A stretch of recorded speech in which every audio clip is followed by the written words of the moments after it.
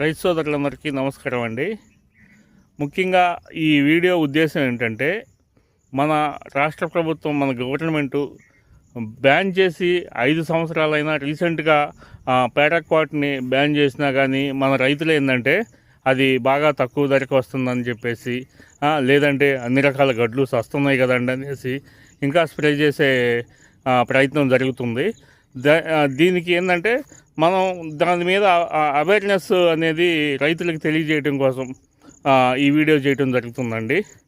ముఖ్యంగా ఈ వీడియో ఉద్దేశం ఏంటంటే, మనకి హాని చేస్తుందని చెప్పేసి మన గవర్నమెంటు అలాంటి కలుపు మందుల్ని బ్యాన్ చేయడం జరుగుతుంది.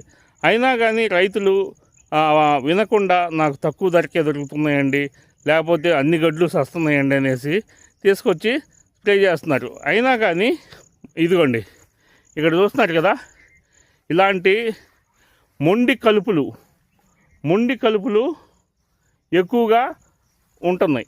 అవి అయితే మటుకి దేనికి సావట్లేదండి, దాన్ని ఏదో కూలీలను పెట్టి ఏడిపించుకుంటున్నామండి, తక్కువ ధరకి ఇది చేస్తున్నాయి అనేసి అంటున్నారు.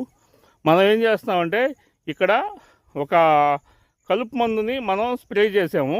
అదేంటంటే పర్యావరణానికి కానీ మన భూమికి కానీ మన మెయిన్ పంట మొదల మీద పడ్డా కానీ ఎటువంటి ఇబ్బంది లేకుండా అది కలుపుని, ఇట్లాంటి మొండి జాతి కలుపుల్ని కూడా కంప్లీట్గా చచ్చిపోయే మందు ఇక్కడ మనం స్ప్రే చేసాము.